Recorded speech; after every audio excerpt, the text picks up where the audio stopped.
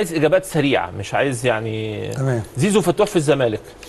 هناخد بس كل واحد لوحده. اول حاجه فتوح دلوقتي طبعا عقده ينتهي بنهايه الموسم المقبل، فهو في يناير يحق ليه التوقيع.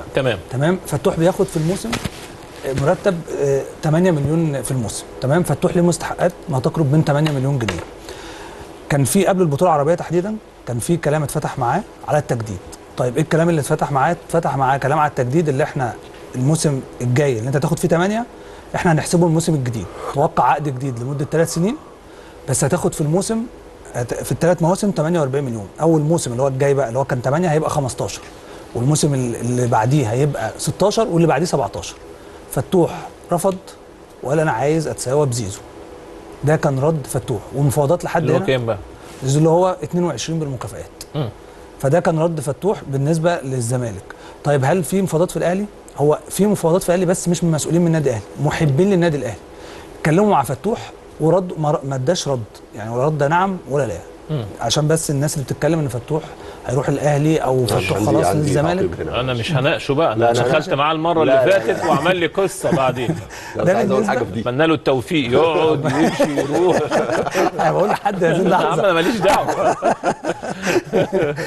ده بالنسبه لفتوح. بالنسبه بقى لزيزو يا كابتن، زيزو كان قبل البطوله العربيه كان في مسؤولين من تركيا كانوا موجودين هنا في مصر، وكان والد زيزو يعني هو والده وكيله، كان اتكلم مع المسؤولين في نادي الزمالك عشان يقابلوا الوفد التركي ده. مسؤولين نادي الزمالك رفضوا اللي هم يقابلوهم اصلا، فقعدوا 4 ايام في القاهره وما حصلش حاجه. زيزو في عروض من السعوديه وفي عروض من قطر وفي عروض من الامارات. طيب زيزو شايف اللي يحصل الفتره الجايه. انت طبعا يعني اي فريق المدير الفني دايما هو اللي بيطلب اللعيبه تكون موجوده، انا اتعاقد مع اللعيب كذا. المره دي زيزو شايف ان هو لو في ايقاف قيد في الزمالك مش هيتحل، وشايف ان مفيش لعيبه هتنضم، شايف ان هو لازم يمشي. شايف ان الازمه دلوقتي انا لو قعدت وانت مش عارف تدي مرتب. كلامك كده انك اتجاهه بره. اتجاهه بره. ما انا بس يا كابتن عشان بس القصه تكون مفهومه، هو زيزو دلوقتي اخذ حوالي 30% من مستحقاته، فكل الفلوس دي لسه ما اخدهاش، وشايف ان هو ما فيش لعيبه، وشايف ان في ايقاف قيد، فيبقى بالنسبه لي انا اطلع بره احسن، وفي الاخر هفيد النادي ماديا، يقدر اللي هو يصرف على اللعيبه ويقدر يجيب لعيبه وفي نفس الوقت يحل ازمه القيد. ده بالنسبه لزيزو. بس الزمالك طبعا بيبقى اتجاهه تاني، الزمالك شايف ان هو لعيب مهم وما ينفعش اللي هو يمشي من الفرقه. طب مصطفى اشرف. مصطفى اشرف يا كابتن، يعني كلام كتير عليه ان الاهلي خلاص بيخلص فيه، ولكن انا كنت تواصلت مع مسؤولين النادي الاهلي النهارده واكدوا لي ان هو فعلا معروض عليهم. طبعا لاعب مونشن جلادباخ الالماني، وان هو فعلا معروض عليهم ولاعيب تحت السن، وهم شايفينه لعيب برومسنج جدا ولاعيب كويس جدا، ولكن لحد النهارده كولر ما حسمش موقفه. هو معروض بيتناقش جوه، ولكن لسه كولر ما حسمش موقفه. عايز بس تعقيب سريع عن احمد فتوح يا كابتن سيف. احمد فتوح كان هو وكيله بيخططوا لحاجه معينه، ان هم عندهم يخلص مع الزمالك، بس هم طبعا بيكسبوا وقت ويروحوا للخليج. ما كانش في خيار الاهلي ده خالص، هم عندهم اكتر من نادي خليجي كان مكلمهم، هو وكيله معروف بعلاقاته مع الانديه الخليجيه ان هو هيخلص وهيطلع على الخليج. ولكن الاهلي فعلا زي ما قال ما بيتدخلش عن طريق احد المسؤولين يا كابتن. ليه؟ عشان ما يتحركش، ما يبقاش زيزو يستخدم ما يبقاش فتوح يستخدم الاهلي بورقه التفاوض مع الزمالك. فالاهلي ما بيلعبش اللعبه دي، شوف انت موقفك ايه وبعد كده احنا هنشوف. ولكن فتوح كان ليه شرط مهم جدا جدا اتكلم معاه مع الوسيط ده. ايه هو؟ ان علي معلول يرحل. علي معلول عقده ينتهي مع الاهلي بنهايه الموسم المقبل. لو علي معلول الاهلي اعلن في اي وقت ان هو هيجدد له، ففتوح مش هيجي الاهلي. لو علي معلول ما جددش، فتوح هيفكر بشكل جدي جدا، لو ما كانش طبعا جدد مع الزمالك، ان هو ممكن ينتقل للاهلي.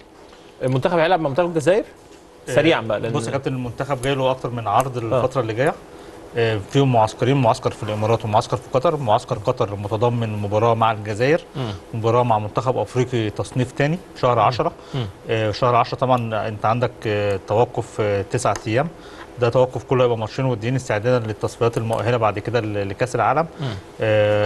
كابتن محمد غرابه مدير المنتخب هيسافر خلال ايام لقطر عشان يشوف الاتفاقات دي والعرض ده. فلغايه دلوقتي هو منتخب الجزائر هو الاقرب لغايه دلوقتي، ممكن يلعب مع المنتخب ماتش ود في شهر 10 وماتش تاني مع منتخب افريقي تصنيف تاني لسه لم يتم تحديده. امام عاشور اتأيد ولا لسه؟ لغايه دلوقتي بص يا كابتن، هو الاهلي مقيد 28 لعيب، فاضل مكانين. من امام عاشور ورضا سليم لغايه دلوقتي هم الاثنين الصفقتين اللي ما يتأيدوش لغايه الان. في 3 لعيبه قائمه انتظار، لكن في قائمه ثانيه امام عاشور هيتأيد فيها، ودي يعني كانت مفاجاه شويه ان امام عاشور مش موجود في القائمه الاولانيه، لكن خلاص يعني القائمه الثانيه موجوده. لو كان اعتقد ان الاهلي لو كان عنده ارتباطات الفتره اللي جايه في شهر اغسطس، سواء بقى الدوري كان يتلعب قبل نص سبتمبر او كان عنده اي ارتباطات ثانيه، كان هيتأيد قائمه اولى. لكن خلال ايام امام عاشور هيتأيد في قائمه النادي الاهلي. السلام عليكم ورحمة الله وبركاته. طبعا زيزو لو راح الخليج الفترة الحالية ديت هتبقى مشكلة جامدة جدا لنادي الزمالك. هي فيها حل المشاكل المالية، ولكن على مستوى الانتخابات اللي جاية في شهر 10 هتبقى مشكلة جامدة قوي لمجلس إدارة نادي الزمالك. فالقرار ده مش هيقدر ياخده دلوقتي. وبالنسبة لأحمد فتوح، هو بيناور ويحاور عشان خاطر يخلع من نادي الزمالك، يا إما على النادي الأهلي أو على الخليج برضه. لأن المشاكل المالية اللي في نادي الزمالك بتخلي كل اللعيبة عايزة تدور على مصلحتها وتهرب خارج نادي الزمالك، وده يتحمل نتيجته جمهور نادي الزمالك وإدارة نادي الزمالك. الجمهور طبعا هيبقى خسارة كبيرة بالنسبة له، هيبقى كده رسميا إعلان إن الزمالك السنة الجاية خارج أي منافسة، وده أكدنا عليه في أكتر من مرة. وبالنسبة للمجلس هتبقى ضربة جامدة في الانتخابات الجاية، ودي خطوة بالنسبة له حياة أو موت. كنت أهلاوي أصيل، ادينا لايك واشتراك، والسلام عليكم ورحمة الله وبركاته.